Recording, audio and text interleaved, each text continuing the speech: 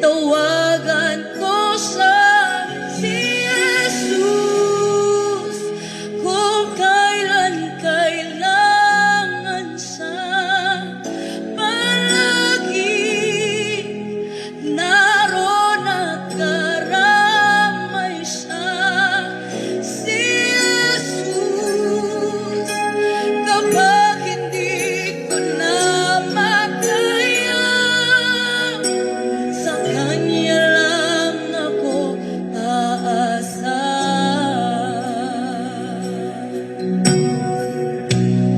Kahit pilitin ko, puso ko'y maging matibay.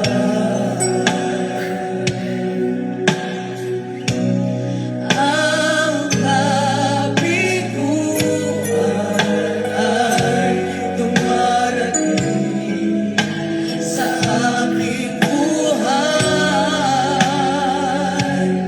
Kung ako'y naroon na at nagdurusa, ang aking gagawin ay tawagan ko sa si Jesus kung kailan kailangan siya managing. Naroon at karamay siya, si Jesus. Kapag hindi ko na makaya, sa Kanya lang ako aasa. Si Jesus, kung kailan kailangan siya, siya'y palaging nariyan. Naroon at karamay si Jesus. Kapag hindi ko na makaya, sa Kanya lang ako aasa.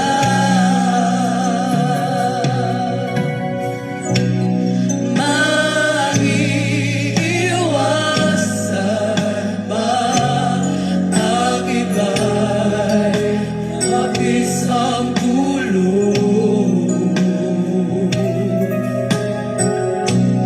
Kahit kaibigan ay nagbibigay sama ng loob. Kung ako'y masaktan, saan po ang aking gagawin? Ay tawagan ko sa si Jesus kung kailan kailangan siya palagi. Naroon at karamay siya, si Jesus. Kapag hindi ko na makaya, sa Kanya lang ako aasa. Si Jesus. Purihin ang pangalan ng ating Panginoong Hesukristo. Mga kaibigan at mga kapatid, isang mapagpalang umaga sa inyong lahat sa pangalan po ng ating Panginoon. Sa awiting inyong napakinggan ay muli pong sumasa inyo ang programang Si Jesus ang Buhay na Pag-asa. Ngayon po ay araw ng Huwebes. Salamat po sa Diyos sa kanyang panibagong umaga, panibagong araw na ipinagkaloob sa atin. Isang pagpapala na bawat umaga tayo po ay gumigising na may kapayapaan, may kalakasan, may taglay na buhay na nanggaling sa Panginoon. Ito ay sapat upang ating pasalamatan ang Diyos at papurihan. At sa programang ito ay sama-sama po tayo na bigyang pansin at panahon ang mga salita ng Diyos. Welcome to our program. Kayo po ay nakikinig sa himpilan ng New Gen FM 100.7. Tayo po ay napapakinggan dito po sa Bayan ng Bulan at sa buong probinsya ng Sorsogon. At sa pamagitan din po ng ating Facebook page, UPC Bulan Church, ay napapanood po tayo sa Facebook Live. Ito po ang inyong lingkod, Pastor Ander Rosare ng United Pentecostal Church Bulan, na muli pong bumabati po sa inyo at nag-aanyaya na tayo po ay magsama-sama sa isang banal at makabuluhang pag-aaral ng mga salita ng Diyos. Sa mga ganitong programa, mga kapatid, atin lamang pong ibukas ang ating mga puso at ang ating mga kaisipan at patuloy po tayo magbigay ng undivided attention sa mga bagay na patungkol sa Panginoon, lalong-lalo na sa mga panahon na katulad nito, na may mga panganib at may mga kawalang katiyakan na kinakaharap tayo sa buhay. Napakahalaga na kasama natin ang Panginoon sa bawat hamon ng buhay na ating hinaharap upang tayo po ay makatiyak na tayo po ay magkaroon ng katagumpayan. Purihin ang pangalan ng ating Panginoon at sa lahat ng ating mga kababayan dito po sa Bayan ng Bulan, sa lahat ng ating mga taga-subaybay sa radyo, pagpalain po kayo ng ating Panginoon. At ganoon din ang ating mga viewers sa Facebook Live dito po sa Bayan ng Bulan, pagpalain po kayo ng ating Panginoon at maging sa lahat ng mga nararating ng signal ng New Gen FM sa mga karatig bayan ng Bulan. Diyan po sa lugar ng Matnog, sa lugar ng Irusin, Magallanes, Castilla, at diyan sa mga isla ng Northern Samar, San Vicente, Ternate, at diyan po sa Ticao Island. Pagpalain po kayo ng ating Panginoon. Good morning din sa lahat ng ating mga kapatiran sa United Pentecostal Church Bulan, sa tatlong congregation na ating pong pinangangasiwaan sa tulong at biyaya ng ating Panginoon. Good morning sa ating mga kapatiran dyan po sa congregation ng Magsaysay UPC Church Bulan, at ganoon din ang ating congregation dyan po sa UPC Santa Remedios Bulan. Pagpalain po kayo ng Panginoon. At ganoon din dito po sa UPC Iquirino Bulan. I-bless po tayo ng ating Panginoon. At sa lahat ng mga naka-online ngayon na nakasubaybay sa atin sa Facebook Live, sumainyo po ang patuloy na kapayapaan, kagalakan mula sa Panginoon, na anuman ang ating mga sitwasyong kinakaharap, patuloy nating madama ang kalinga at ang pagmamalasakit ng Diyos sa bawat isa sa atin. Purihin ang Panginoon, mga kapatid, at patuloy po tayo sa ating programa. Ipinag-aanyaya po namin sa inyo ang ating mga schedule ng pagsamba sa ating Panginoon na sinasagawa po natin dito po sa UPC Bulan Church. Meron po tayong 3 batch na pwede niyong pagpilian. Mga schedule ng church services, mga kapatid. Araw ng Sabado, alas 6:30 ng umaga. Diyan po tayo sa lugar ng UPC Magsaysay Bulan. At araw pa rin ng Sabado, alas 8 ng umaga, dito po tayo sa UPC Iquirino Bulan. Sama-sama po tayo, alas 8 ng umaga. At kapag araw naman po ng Linggo, ang ating pagsamba ay dyan po sa lugar ng UPC Santa Remedios Bulan, alas 7 ng umaga. So yan po yung ating mga schedule ng gawain. At sa Linggo ay meron po tayong departmental gathering ang mga nanay, alauna ng hapon, dito po sa UPC Compound Iquirino Bulan. Yan po ay announcement from Ladies Department sa pangunguna po ni Sister Ning Sadol, ang ating pong Ladies President ng UPC Bulan Church. So yan po yung ating mga schedule, at bukod po dyan ay may mga araw-araw po na Bible study, at patuloy po na bigyan natin ng pansin ang mga gawaing espiritual na maglalapit sa atin sa ating Panginoon. At tuwing umaga ay bukas nyo po ang inyong mga radyo sa New Gen FM frequency 100.7 dahil napapakinggan po tayo araw-araw dito po sa New Gen FM alas 5 hanggang alas 6 ng umaga. May mga pagkakataon na yung ating mga kasama ang inyong mapapakinggan at ngayong umaga tayo po ay magkakasama-sama. Purihin ang pangalan ng ating Panginoon at paalala din po sa lahat ng ating mga kasamang UPC pastors ng Section 3. Yan po ay binubuo ng Catanduanes, Albay, and Sorsogon area. Meron po tayong ministers meeting Friday, bukas. Alas 9 ng umaga, dyan po sa UPC Ginubatan, Albay. So sa lahat po ng mga nasasakupan natin ng mga pastors ng UPC Section 3, Albay, Catanduanes, Sorsogon area, mga kapatid, ay sama-sama po tayo bukas sa ating ministers meeting alas 9 ng umaga.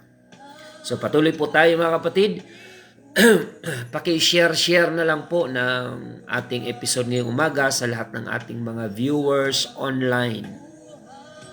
Amen. Good morning kay Sister Nancy Dangla. Thank you for watching. Brother Edgar Pepito. Pagpalain po kayo ng Panginoon. Diyan po sa Antipolo City. At si Consuelo Tapacal. Good morning. Sister Marife Radomes, dyan po sa Butag. I-bless po kayo ng Panginoon. Dalaw po kayo sa church ngayong linggo. At pagpalain kayo ng Panginoon. Sister si Marjo Tindog Batakan. Thank you for watching. Si Lorna Balbuena.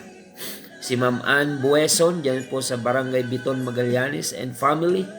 Brother Marvin Santos dyan sa Lapinig, and also watching right now Brother Serafin Akiwo, Brother Oli and Sister Nanette, good morning. Sister Evelyn Rosero, good morning. Sister Evelyn Valencia Punsalan, Pastora Sheila May Piñaranda Ibanez dyan po sa UPC Sabah, Malaysia. Yan, last week ay naandyan po tayo sa Kuala Lumpur, Malaysia. Malayo po sa Sabah. At maging si Sister Josie Granado Bagao dyan sa Barangay Utabi. Si Felipe Escresa, Sister Divine Ispela Guyal, Sister Isabel Espirito, Sister Perpetua Carido dyan po sa Kamsur. Sister Helen Hailo sa Sorsogon City. Si Brother Joe Lorenzo Acosta, good morning. Sister Beth Frenila, good morning. Sister Margie Guetan Isiha. Si Brother Michael Regidor, our technician, na nag-assist po sa atin dyan sa New Gen FM station para mapakinggan po ang ating programa, ang audio, dyan po sa ating radio program. Sister Angelito Castillo, good morning. Si Jean Halmasco de Vera, thank you for watching. Si Con Neg, good morning. Si Jackie Bartolay, thank you for watching. Sister Jackie, kung di ako nagkakamali dyan ito sa Tondo, Manila. Si Brother Andy Orozco, Neneng Valiente Salarda, thank you for watching. Benita Azarcon, Sister Alma Sulayaw, Brother Tofe Mendoza, Sister Helen Isip, Sister Marlene Golyoso, Bernardo Matelde Leda Sedugen, Brother Daniel Marahay, Sister Lita Sultan, Sister Laura Gumban, and Guan family dyan sa Lahong. Maging si Sister Maria Fe Botores Pantas. Good morning. Sister Christy De Suyo dyan sa Bacon. Sister Helen De Terra, April Santos. Yan. At Sister Annie Ringor, thank you for watching. Sister Sara Galios, Sister Yuli Albao, Sister Rosan Juan Pauyo, dyan sa Pio Duran. Sister Jeline Rosul, thank you for watching from Irusin. At ang inyong buong family, pagpalain kayo ng Panginoon. Sister Zinaida Obado Doctolero, Honorato Gallardo Jr., Sister Maricon Hibaga, Sister Eleanor Giocado and Nanay Alice and family Giocado dyan po sa Barangay San Juan Daan. I-bless po kayo ng ating Panginoon. Si Elfie Cici Ababa, thank you for watching. Sister Elena Basco Balidyong Malapitan. Si Ludovico Neja, Sister Anna May and Brad JR, good morning po sa inyo. Si Brother Pen Tihada, Garu Alerab, thank you for watching. Pastor Joel Tinoco, ayan, i-bless po kayo ng Panginoon. So yan po yung ating mga viewers online. Pastor Alfred Generalo, ayan, kapag araw po ng Sabado, Linggo at Lunes, ayan, sina Pastor Alfred ang inyong napapakinggan dito po sa programa. At sa mga araw po na hindi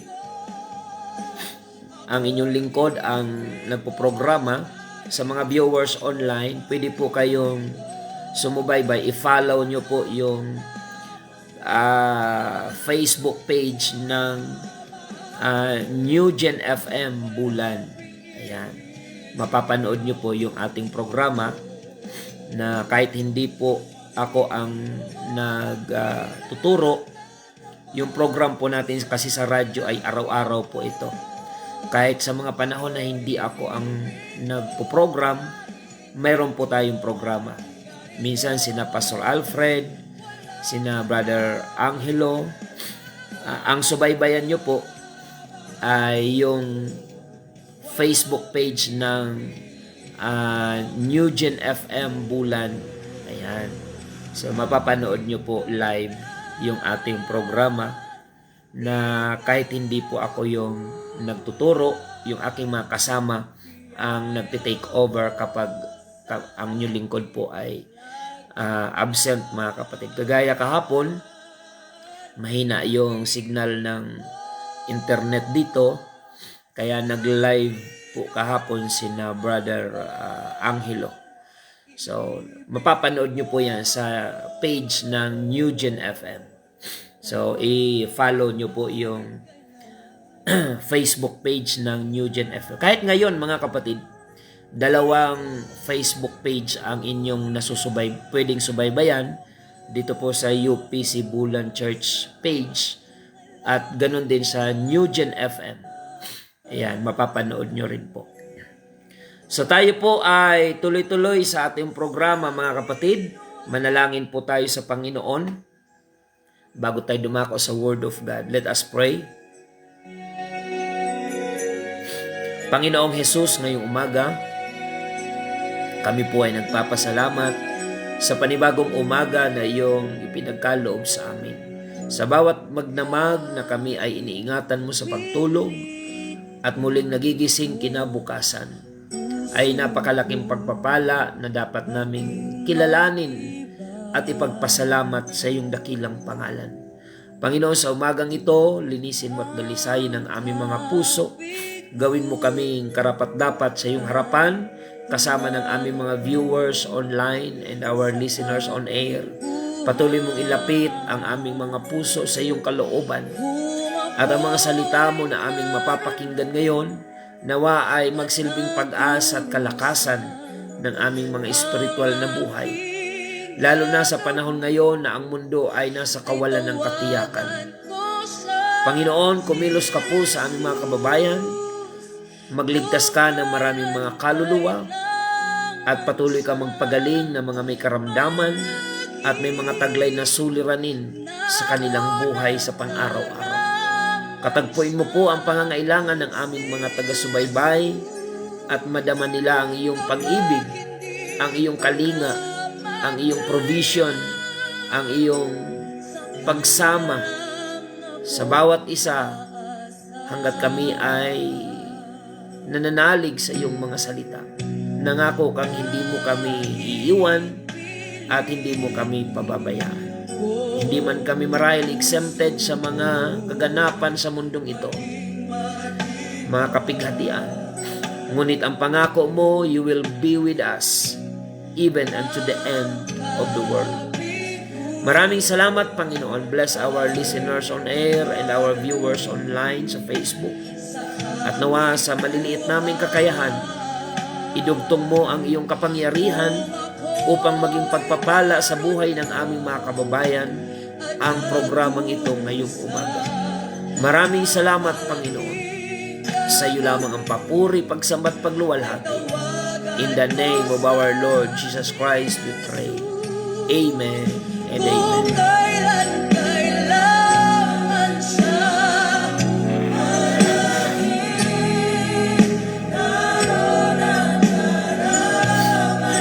si Jesus,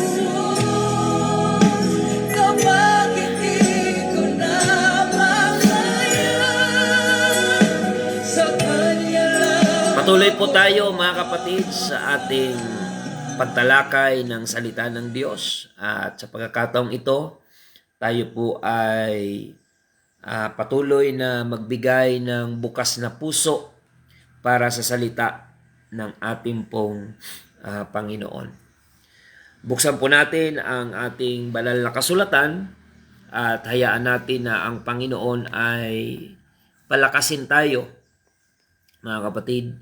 Encourage, ipaalala sa atin ng Panginoon ang kanyang magandang layunin sa buhay ng bawat isa sa atin. Hindi po lingid sa ating kaalaman, updated naman po ang ating mga kababayan pagdating sa mga kaganapan, local news, and even international news. Wala naman pong mga kababayan natin na hindi nakakabalita tungkol sa mga panganib ngayon sa ating mundo, mga digmaan ngayon ay sa pagitan ng Amerika, Iran at Israel, na patuloy pong nag-escalate yung situation, mga kapatid, sa Middle East. At ang ating mga kababayan doon, mga OFWs, ay nasa panganib. May mga gusto nang umuwi, ngunit ang problema ay wala pang saklolo na makarating sa kanilang lugar mula sa ating mga kawani ng ating pamahalaan or Philippine government. So kaya marami tayong mga kababayan ngayon ang naharap sa kawalan ng katiyakan. Ano ba ang sinasabi ng Biblia, mga kapatid, tungkol sa mga ganitong sitwasyon? Ang Biblia po ay laging advance. Kung sinasabi natin na ngayon ay nasa advanced technology po tayo, pero pagdating po sa mga information, encouragement, reminder, ang Biblia po ay hindi nagpapahuli. Sapagkat noon pa man na si Jesus Christ ay nasa pagkakatawang tao sa kanyang earthly ministry, ay may mga binigkas na po ang Panginoon tungkol sa mga magiging kaganapan at kung ano ang magiging kalagayan ng mga anak ng Diyos sa sanlibutang ito.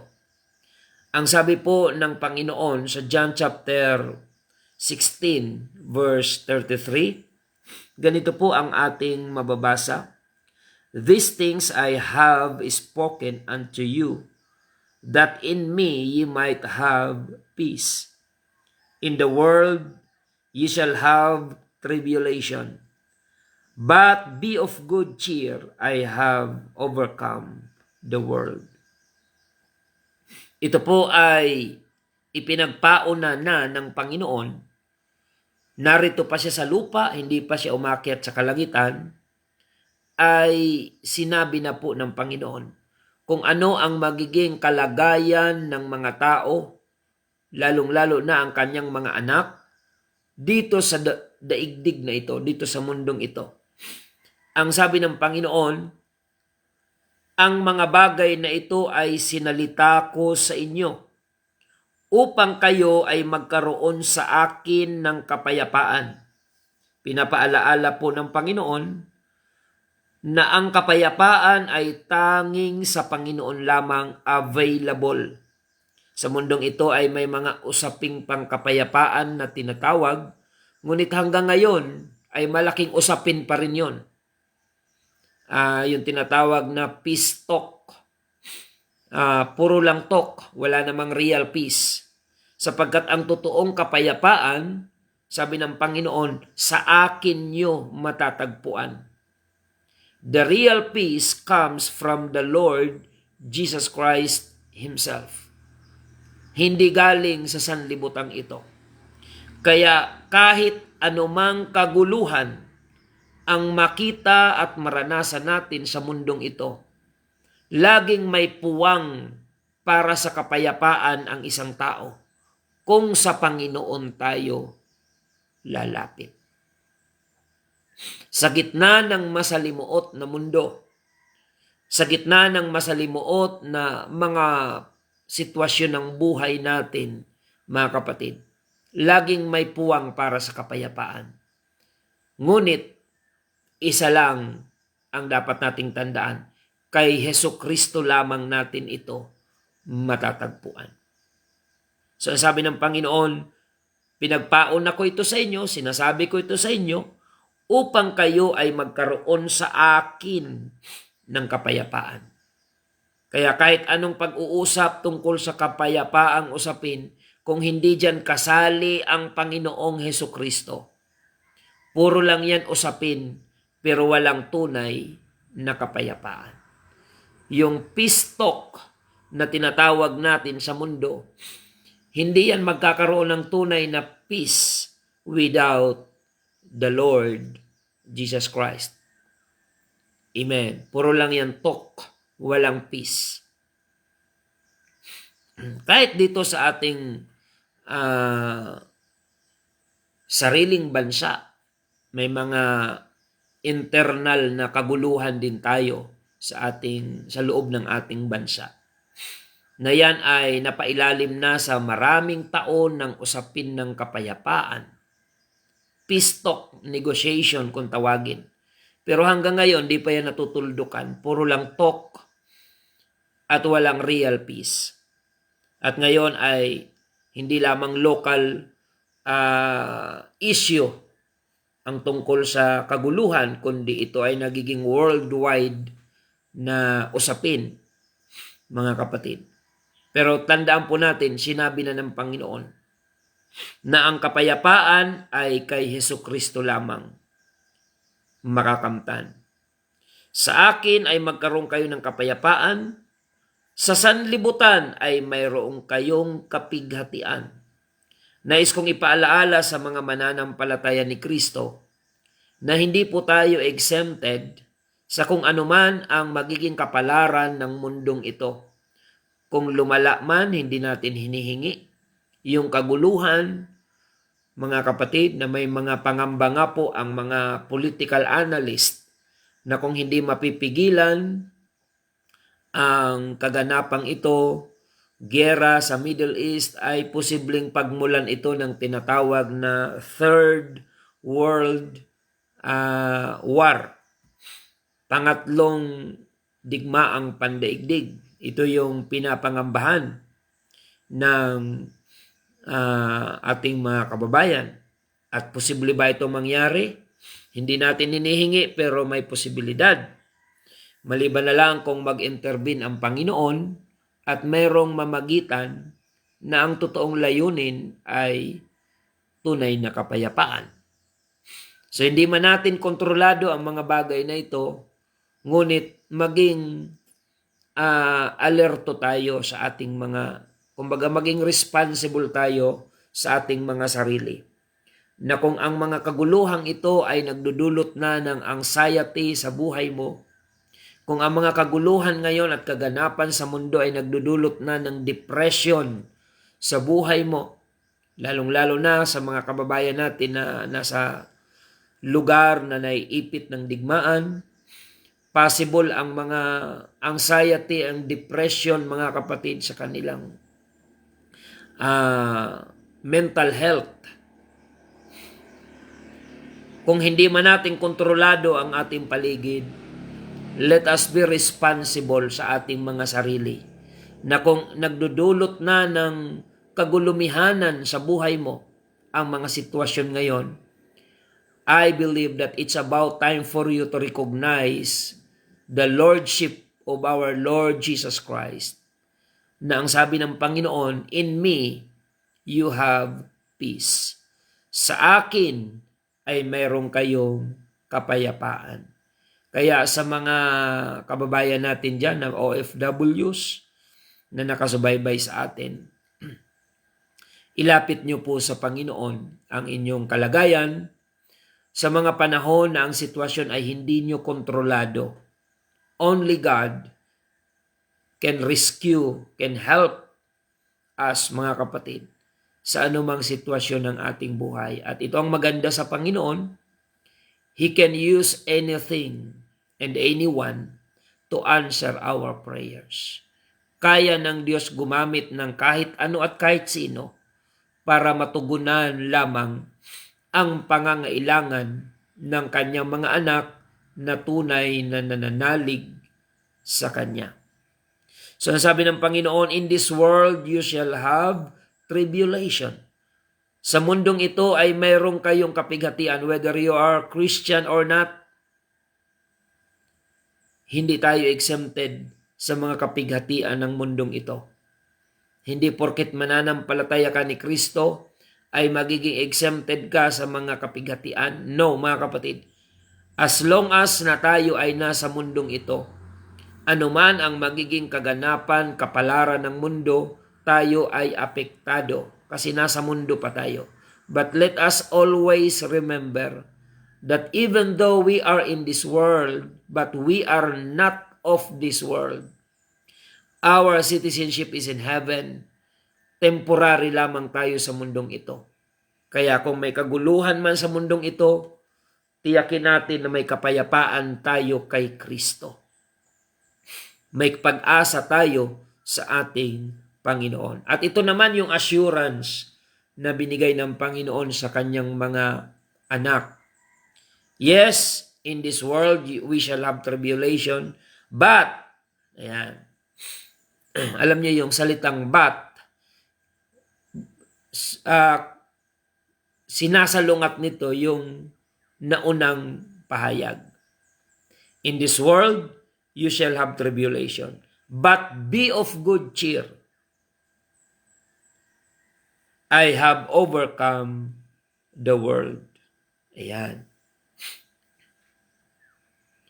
Bagamat sinabi doon na may kapighatian tayo sa mundo, subalit, laksan ninyo ang inyong loob. Alam nyo, bawal po sa Diyos yung mahina ang iyong loob. Hindi po yan, kumbaga, hindi appreciated ng Panginoon na ang kanyang mga anak ay panghinaan ng loob. Maaring bilang tao ay dumalaw sa atin yung ganyang damdamin na pinanghinaan tayo ng loob. Pero hindi dapat magtagal sa ganon. Once na na-realize mo that you have God, meron kang Diyos na buhay, at alam mong walang imposible sa Diyos na iyong pinaglilingkuran at tinatawag sa panahon ng mga kapighatian. So, sapat na yon para maibsan yung pag-aalala natin. Because we know that God can turn your sorrow into joy, mga kapatid. God can convert your fear into faith. Mula sa pagkatakot patungo sa pananalig at pananampalataya. Purihin ang Panginoon. So sabi ng Panginoon, be of good cheer. So in this world you shall have tribulation, but be of good cheer. Yan ang instruction ng Panginoon. Kumbaga, hindi ng Diyos dinideny ang reality na sa mundong ito ang posible niyong maranasan. You shall have tribulation. You shall have suffering. But be of good cheer. I have overcome the world. Yung huling linya na yan ng talata, diyan tayo dapat may pag-asa.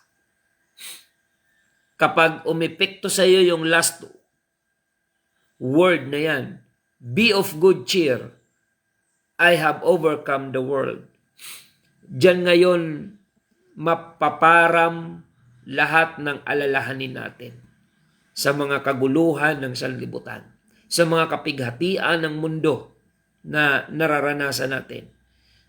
Ang Diyos at ang kanyang mga salita, kung ating pinananaligan, ay hindi magkukulang upang tayo ay palakasin at maalis ang ating mga takot at pangamba, lalo na sa mga bagay na hindi mo naman masusolusyonan.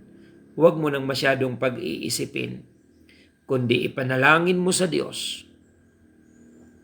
Sabi ko nga doon sa aking kausap, alalang-alala siya dahil ang kanyang mahal sa buhay ay nasa Middle East. Pastor, hindi ako makatulog dahil yung kamag-anak ko ay naandun sa panganib. Yung hindi niya pagtulog sa gabi dahil nag-aalala, hindi naman yun ang magiging solusyon at hindi rin yun ang makakasaklolo sa mahal niya sa buhay. Alam niyo ba na ang pag-aalala ay nakakadagdag lang sa ating inaalaala? Nakakadagdag sa ating problema. Kaya nga sabi ng Panginoon, ang pag-aalala ay hindi nga nakakadugtong ng kahit isang siko ng buhay ng isang tao. Sabihin na natin, ikaw ay may problema, magdamag kang di nakatulog, inaalala mo yung problema. Ang tanong, dahil ba hindi ka nakatulog magdamag, nasolve mo yung problema? Di ba hindi naman? Paano kung yun na ang maging routine ng buhay mo, hindi ka nakakatulog sa gabi? Dahil sa kakaisip ng problema na hindi mo naman kayang solusyonan because the situation is beyond your control. So ano ang mangyayari? Gabi-gabi ka hindi nakakatulog, nagkakaroon ka ng anxiety, depression. Sa halip na isa lang ang problema mo, yung kalusugan mo rin, nagkakaroon na rin ng problema yan. So nanganganak pa ng another problem, yung pag-aalala, mga kapatid. Di ka makakain, wala kang kapanatagan, wala kang kapayapaan, and at the same time, hindi mo rin naman nasusolusyonan yung inaalala mo sa buhay. Sa halip na tayo po ay magmukmok, mag-alala, mag-pray tayo, manalangin, at mag-worship tayo sa Panginoon. Hindi niyo po ba alam that there's power in worshiping the Lord?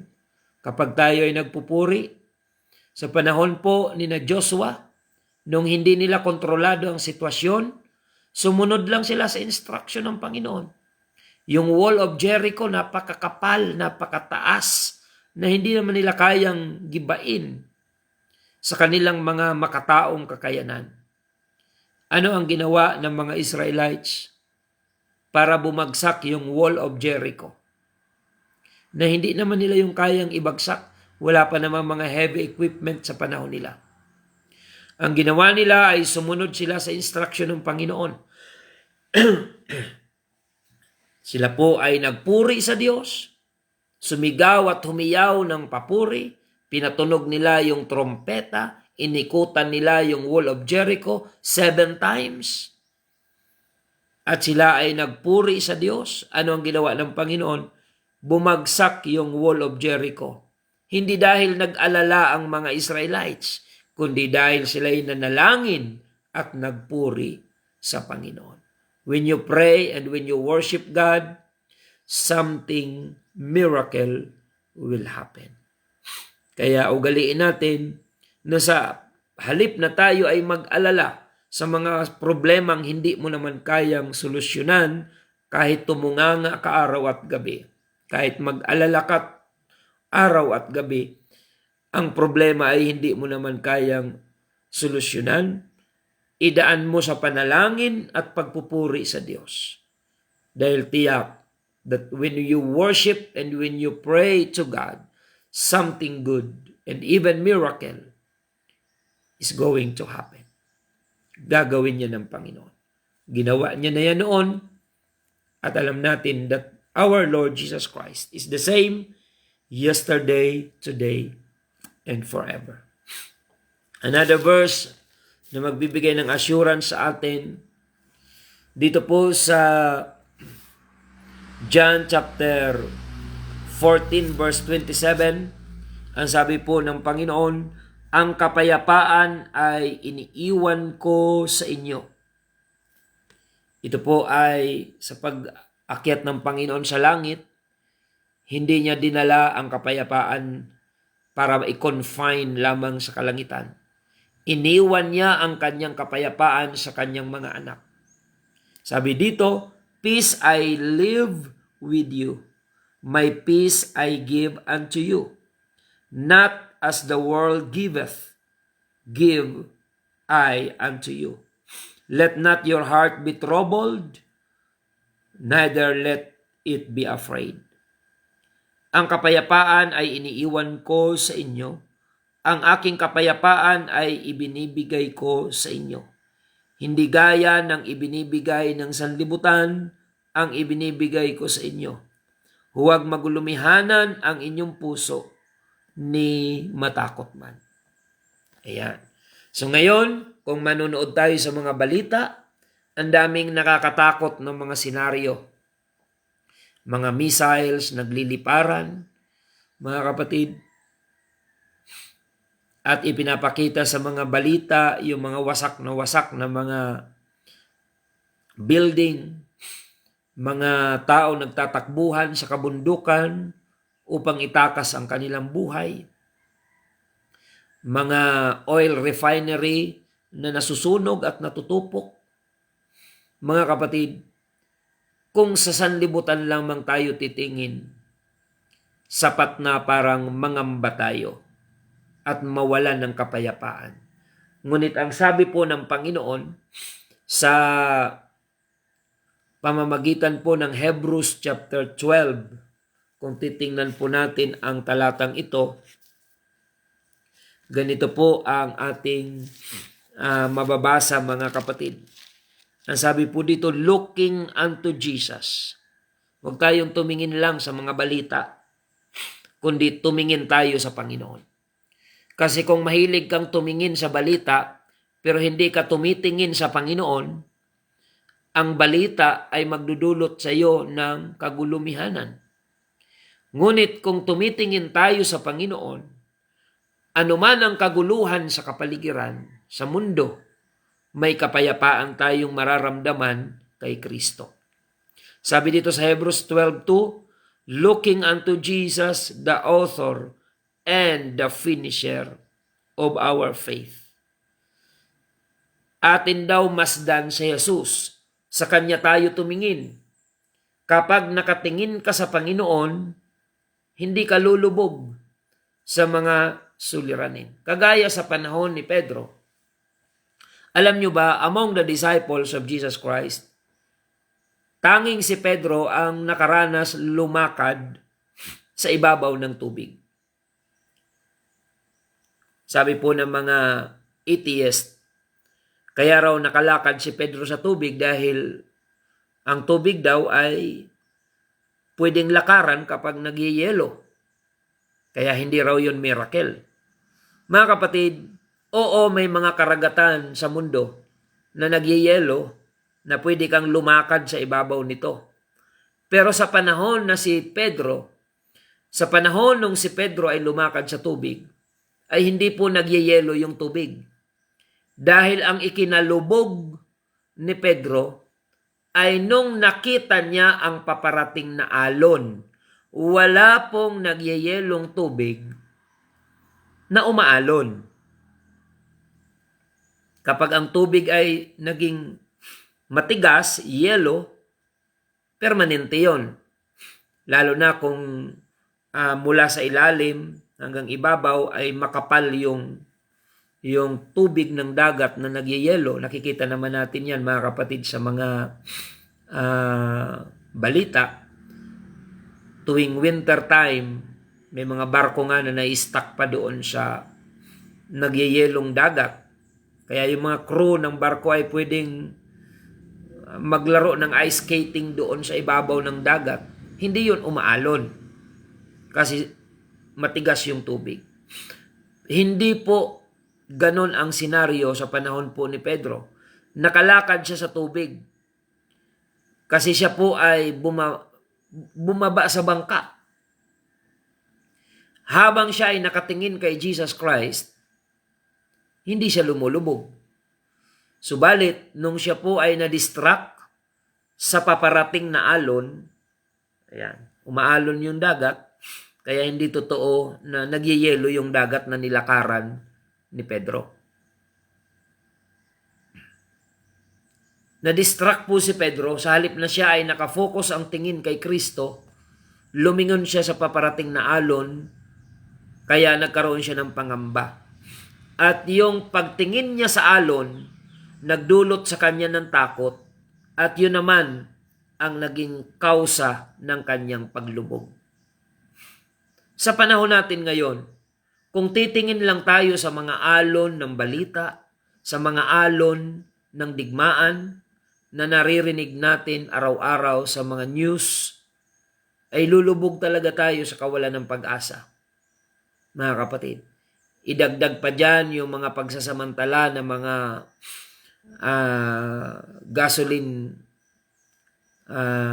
station, mga kapatid, na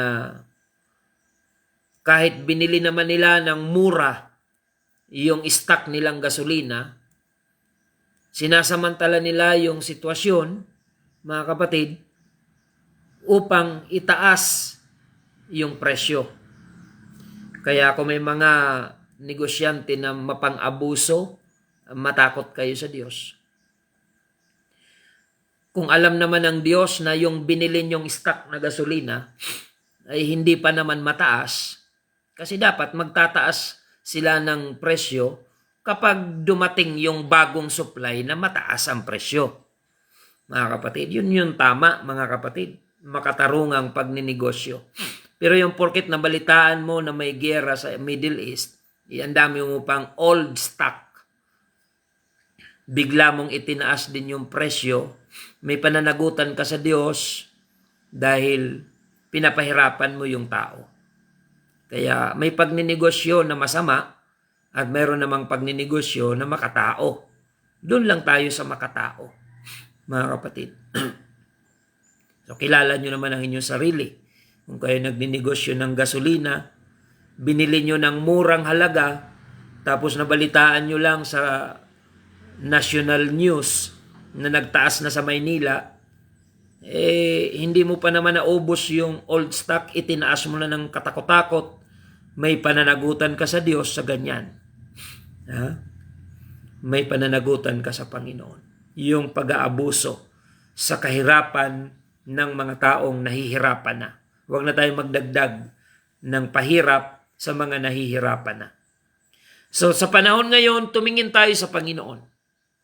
Huwag sa mga kaganapan sa sanlibutan. Sa pananampalataya, tumingin tayo kay Kristo. At kung ikaw ay naglilingkod sa Panginoon, kung mayroon mang panahon na dapat lalo tayong magpakatapat, kumapit sa Diyos, maglingkod ng tapat, ngayon yun. Ngayon yung tamang panahon. Hindi ito ang panahon na kailangan mo pang magliwaliw para mag-backslide, mag-adventure. Hindi yon ang panahon. Ngayon ang tamang panahon upang ang mga backslider ay manumbalik sa Diyos. Ngayon yung tamang panahon upang yung mga nangihina ay magpakalakas. Ngayon ang tamang panahon upang yung mga nagpabaya sa paglilingkod sa Diyos ay muling ma-restore. Kaya kung may mga backslider ngayon na nakikinig, hanggang kailan kayo mag-adventure? Alam nyo naman, ang magiging dulo ng inyong pagbabackslide, impyernong walang hanggan. So, wag niyong bulahin ang inyong sarili. Yung mga backslider ngayon, ano pa man ang dahilan kung bakit kayo natisod, na backslide, hindi nyo yan maikakatwiran pagdating ng araw ng paghukom. Ngayon ang tamang panahon to be restored upang umuwi tayo sa presensya ng Panginoon. Manumbalik tayo sa katapatan sa Diyos. Dahil kung ang mga kaganapan ngayon sa mundo ay katuparan ng sinabi ng Panginoon na sa mga huling araw, makakarinig kayo ng mga digmaan, alingaw-ngaw ng digmaan, na ito'y palatandaan ng pagparitong muli ng Panginoon. So Christians, be wise.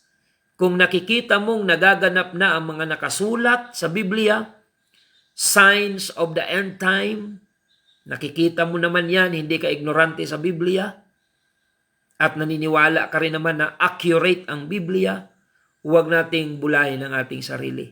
Kung ikaw ay backslider, wala nang dahi-dahilan pa kung ano pa man. Manumbalik ka na sa Panginoon. Dahil yan ang pinakatamang pagpapasya sa panahon natin ngayon. Mga kapatid, magiging malala pa ito sa pandemic kung hindi ito mapipigilan. Mga kapatid, yung digmaan na pandaigdig, hindi po biro yan, mga kapatid.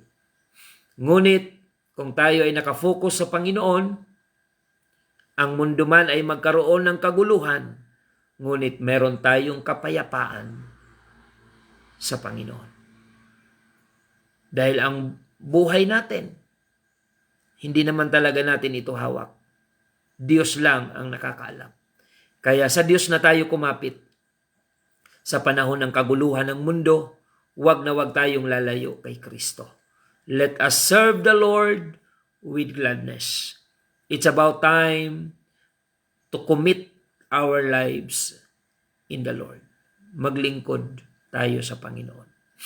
Ang mundo ay walang katiyakan. In this world, we shall have tribulation. Pero ang lahat ng yan, sabi ng Panginoon, be of good cheer. I have overcome the world. Huwag magulumihanan, aking dinaig ang sanlibutan.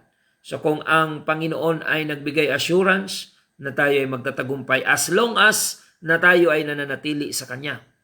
So walang dapat ipangamba. Kapag kasama natin ang Panginoon, anumang pagsubok ay ating mapagtatagumpayan.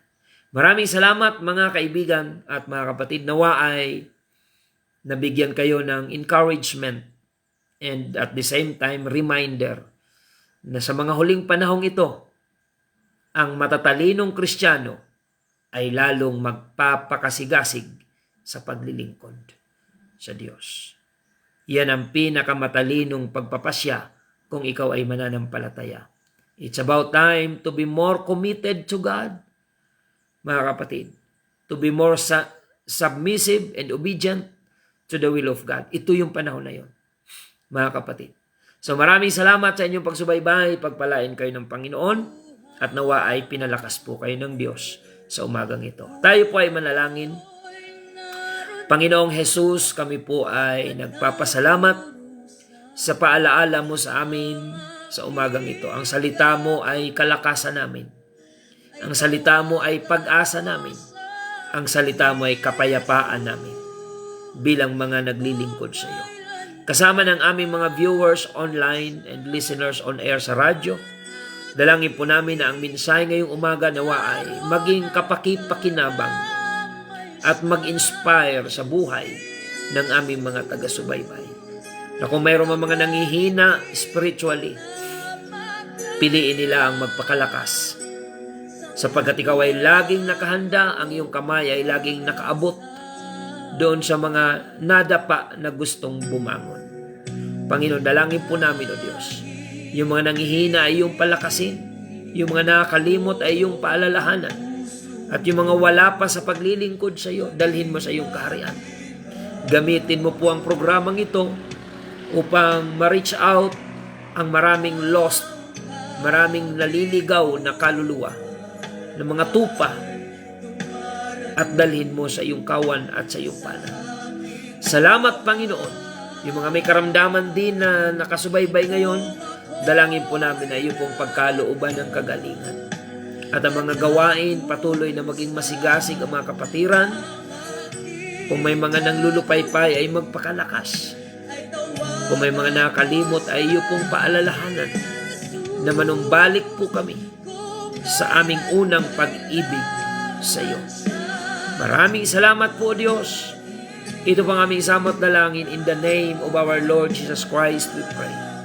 Amen and amen.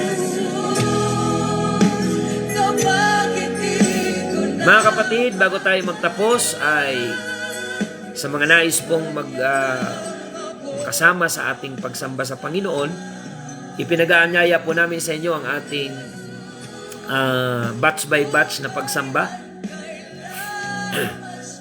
Mula araw ng Sabado hanggang Linggo, pwede po kayong dumalo sa mga lugar na ating babanggitin dito sa Bayan ng Bulan. Araw ng Sabado, alas 6:30 ng umaga ay dyan po tayo sa UPC Magsaysay Bulan. At araw pa rin ng Sabado, alas 8 ng umaga, dito po tayo sa UPC Iquirino Bulan. At pag-araw po ng Linggo, alas 7 ng umaga, dyan po tayo sa UPC Santa Remedios Bulan. So yan po yung ating mga schedule ng gawain. At yung mga araw-araw na Bible study sa mga kapatiran, patuloy nating subaybayan at suportahan sa inyong mga lugar. At sa mga Bible study teachers, cell group leaders ng UPC Bulan Church, i-bless po kayo ng Panginoon habang ginagampanan nyo ang inyong tungkuling paglingkuran ng Diyos. Pagpalain po kayo lalo ng ating Panginoon. Maraming salamat po mga kapatid sa inyong pagsubaybay. Muli ito po ang inyong lingkod, Pastor Randy Rosare ng United Pentecostal Church Bulan. Pakishare na lang po ng ating episode ngayong umaga. At lagi nating tandaan na tanging si Jesus lamang po ang ating buhay na pag-asa. kung kailan